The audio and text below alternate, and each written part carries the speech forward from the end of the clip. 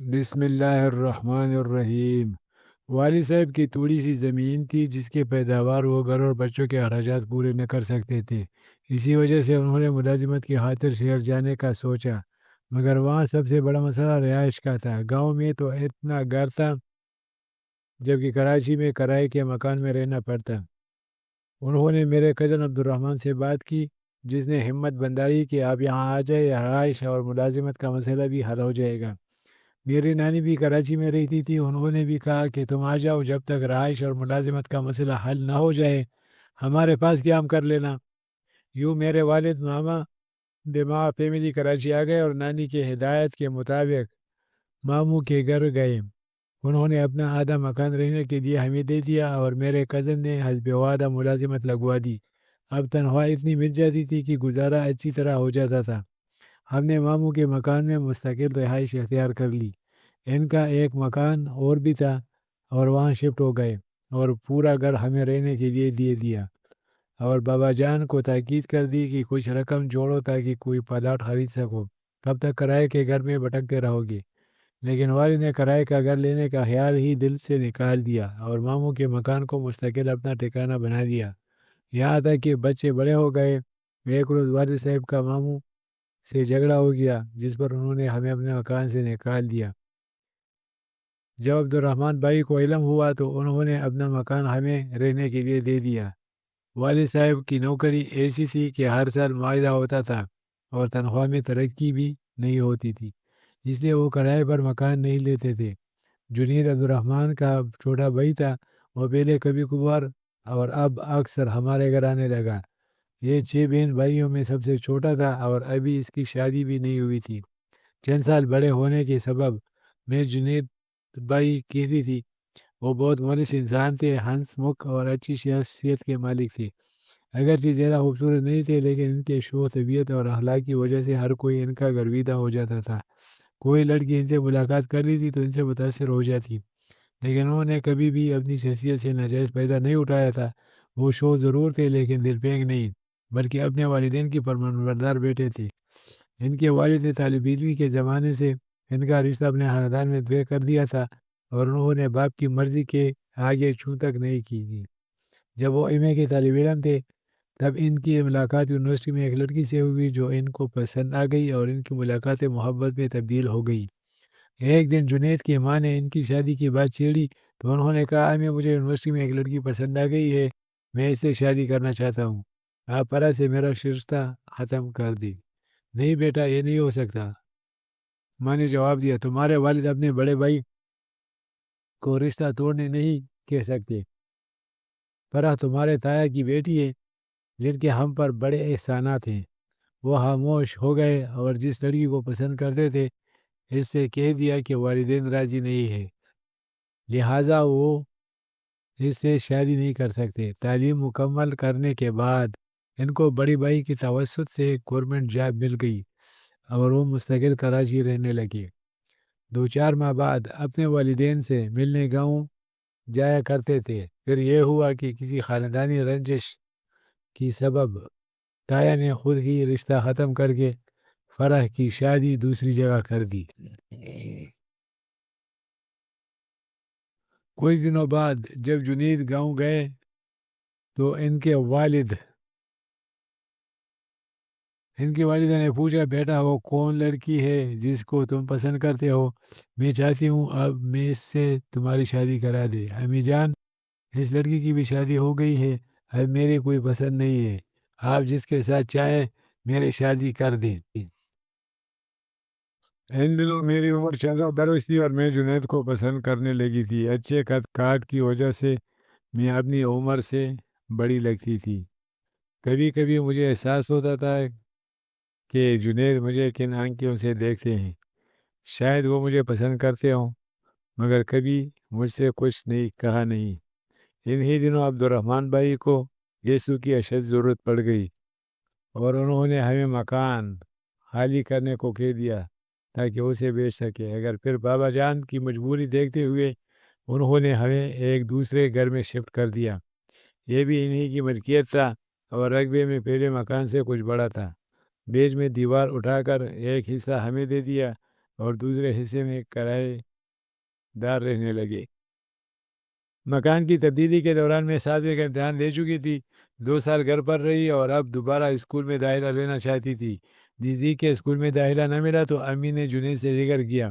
انہوں نے بھی کوشش کی مگر کامیابی نہ ہوئی۔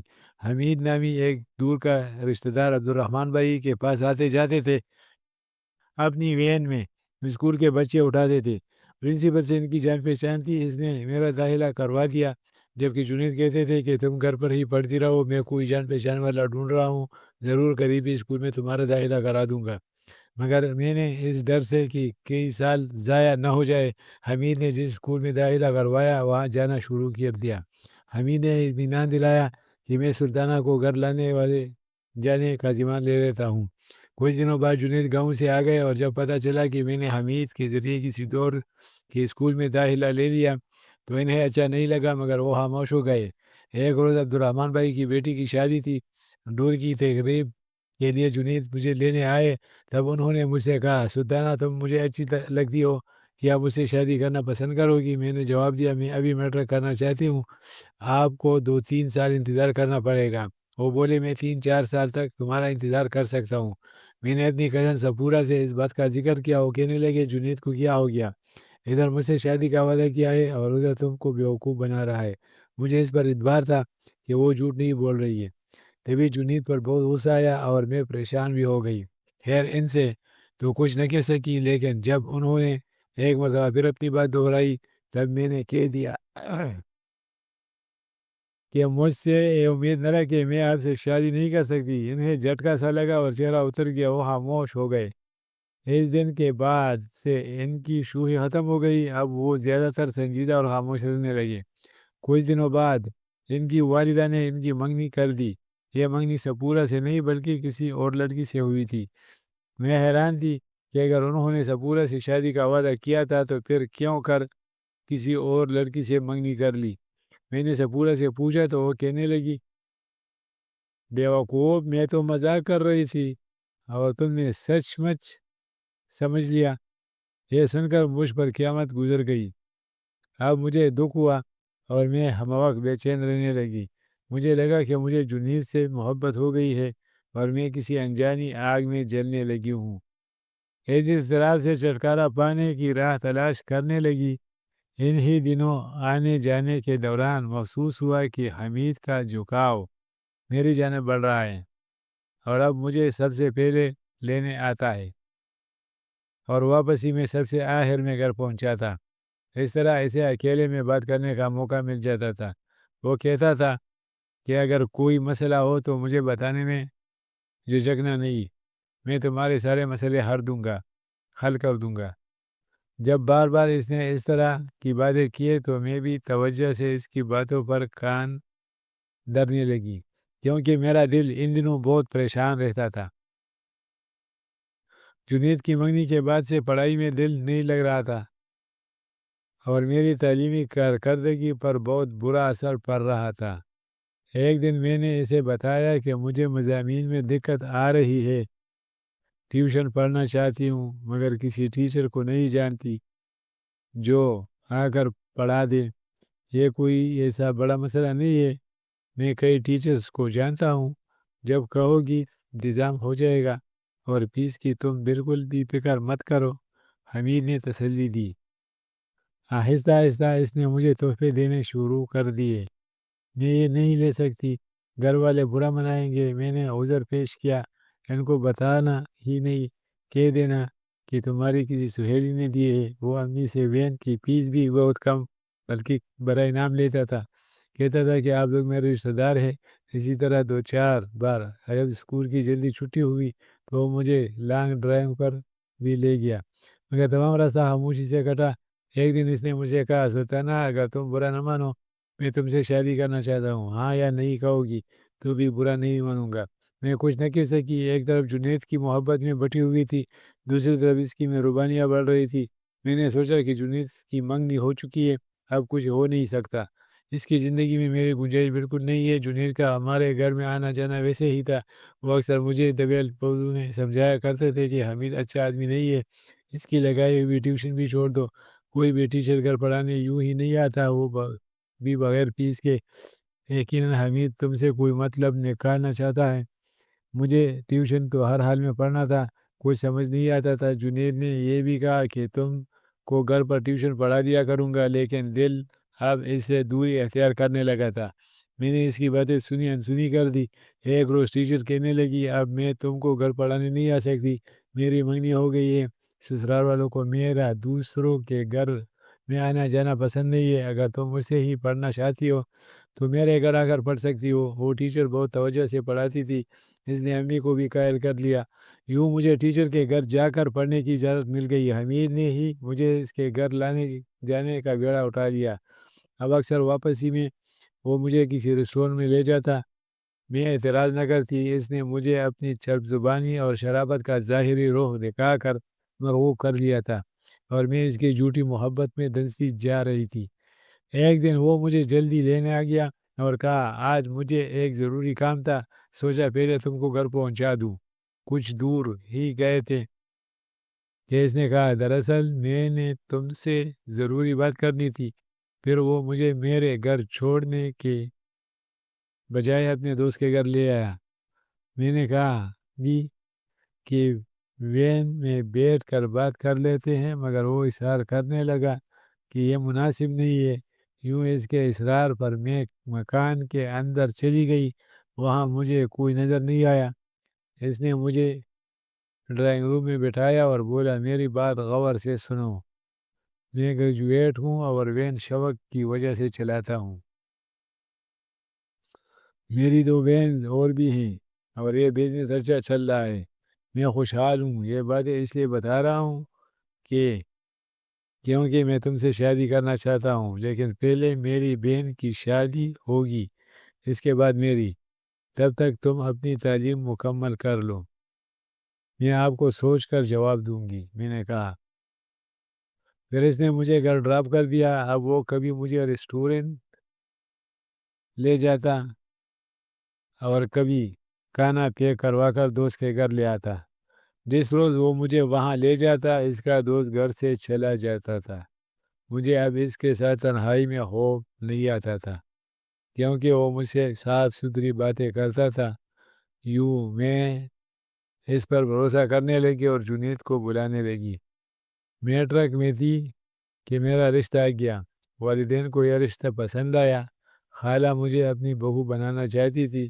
ان کا بیٹا اچھی ملازمت پر تھا، گھر بھی اپنا تھا، لیکن میں حمید سے وعدہ کر چکی تھی۔ تبھی میں نے امی کو سختی سے انکار کر دیا کہ آپ خالہ کو منع کر دے، میں ان کے بیٹے سے شادی نہیں کروں گی۔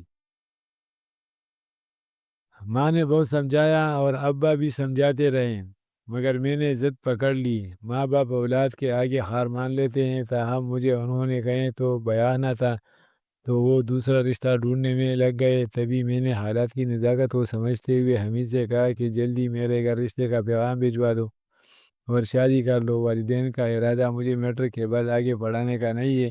وہ یہ سن کر گھبرا گیا اور بولا، جب تک بہن کی شادی نہیں ہو جاتی میں شادی نہیں کر سکتا، تم کو صبر کرنا ہوگا۔ ایک دن اس نے بتایا کہ وہ مجھ سے شادی نہیں کر سکتا کیونکہ والدین راضی نہیں ہو رہے ہیں۔ میں بہت روئی، منت سماجت کی، لیکن اگلے دن اس نے میری ماں سے کہا کہ آپ کسی اور وین کا انتظام کر لے، میں ملک سے باہر جا رہا ہوں۔ میں بہت پچھتائی، مگر اب کیا ہو سکتا ہے۔ ایک دن خبر سنی کہ جنید کی منگنی ختم ہو گئی ہے۔ اب وہ زیادہ ہمارے گھر آنے لگے۔ حمید کے جانے پر بھی وہ خوش تھے، مگر وہ یہ نہیں جانتے تھے کہ ہمارے درمیان کس طرح کا سلسلہ رہ چکا ہے۔ میٹرک کا رزلٹ آیا، میں پاس ہو گئی تھی۔ تبھی ایک بار پھر جنید نے مجھ سے شادی کی خواہش ظاہر کی اور اپنی امی سے میرا نام لیا۔ وہ خوش ہو گئی اور ایک دن ہمارے گھر رشتہ لے آئے۔ ہم پر عبدالرحمن کی بہت احسانات تھے۔ ابھی تک ہم ان کے دیے ہوئے گھر میں رہ رہے تھے۔ جنید نے یہ بھی کہلوایا کہ وہ میرے نام یہ مکان لکھ دیں گے، مگر آپ رشتے سے انکار نہ کرنا۔ دراصل جس مکان میں ہم مقیم تھے وہ جنید کے نام ہی تھا۔ یوں میرا رشتہ ان سے ہو گیا اور وہ خواب حقیقت بن گیا جو میں نے کبھی اوائل عمری میں دیکھا تھا۔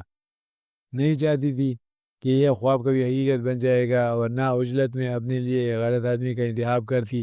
وہ مجھے دھوکہ دے گیا۔ اب پچھتائی کہ خدا پر بھروسہ کیوں نہیں کیا۔ اگر جنید کی منگنی ہو گئی تھی تو مجھ کو صبر کے ساتھ اپنے رب سے اچھی امید رکھنی چاہیے تھی۔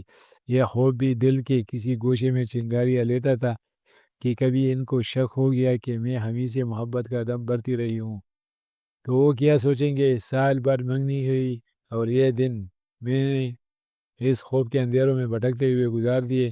پھر ایک دن وہ مجھے اپنی دلہن بنا کر لے گئے۔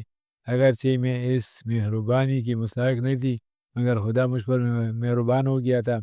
جنید نے میرا گھونگھٹ اٹھایا اور پیار سے کہا، آنکھیں کھولو اور میری طرف دیکھو۔ کتنے برس میں تمہیں پانے کی چاہ میں سلگتا رہا، تمہیں حاصل کرنے کے لیے دن رات دعائیں مانگتا رہا۔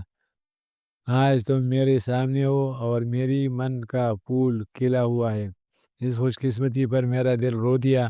جنید تو آج بھی بہت خوش ہیں مگر میں نے اس خوشی کا چہرہ نہ دیکھا جس کی مجھے چاہ تھی۔ ضمیر کا تاجیانہ بہت دردناک ہوتا ہے جس کو عمر بھر سہنا پڑتا ہے۔ دوستو، اگر ویڈیو اچھی لگی تو لائک کریں اور شیئر کریں، اور چینل پر نئے ہو تو ضرور سبسکرائب کریں، کیونکہ آپ کا سبسکرائب کرنا مجھے نیو ویڈیو بنانے کے لیے